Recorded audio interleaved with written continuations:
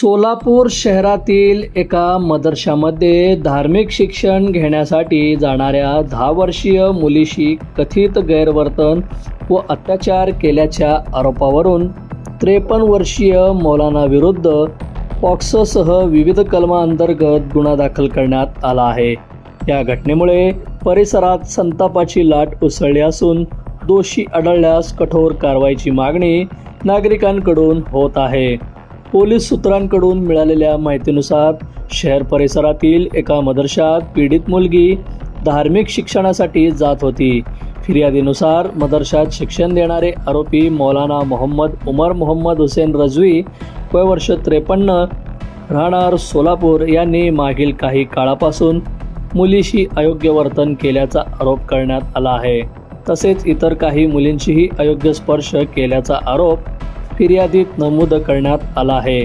पीडित मुलीच्या वडिलांनी दिलेल्या तक्रारीनंतर MIDC पोलीस ठाण्यात आरोपीविरुद्ध भारतीय न्यायसंहितेतील संबंधित कलम तसेच पॉक्सो कायद्याच्या कलम 8, 10, 12 आणि JJ ॲक्ट 2015च्या कलम 75 अंतर्गत गुन्हा दाखल करण्यात आला आहे। या प्रकरणाची माहिती समोर आल्यानंतर नागरिकांमध्ये तीव्र नाराजी व्यक्त केली जात असून धार्मिक संस्थाच्या नावाखाली अल्पवयीन मुलांवर कोणत्याही प्रकारचा अन्याय करणाऱ्यावर कठोरात कठोर कारवाई करण्यात यावी अशी मागणी विविध स्तरातून होत आहे। दरम्यान या प्रकरणाचा पुढील तपास MIDC पोलीस करीत असून तपासानंतर अधिक माहिती समोर येण्याची शक्यता आहे।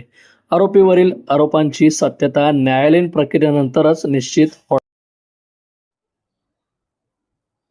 सर, सोलापुरातील एका धार्मिक स्थळामध्ये वेगळी घटना घडलेली आहे। काय नेमकी घटना आहे आणि काय प्रकार?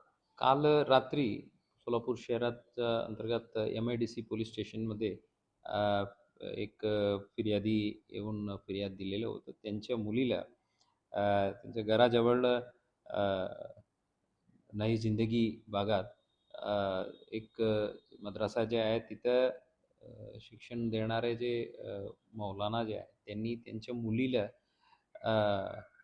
काही अप्रिय स्पर्श केलेलं होतं म्हणून त्यानुसार चौकशी करून ताबडतोब आम्ही 53 वर्षाच्या आरोपीला ताब्यात घेतलं होतं आणि जे पीडित मुली आहे तिलाही आम्ही प्रोसिजरनुसार पूछताछ करून आम्ही MIDC पोलीस स्टेशनमध्ये BNS 74-78 पोस्को कायद्याच्या 8, 10, 12 आणि ज्युव्हेनाइल जस्टिस ॲक्टच्या 75 कलमान्वये गुन्हे दाखल करून या आरोपीला आम्ही अटकही केलेलं होतं।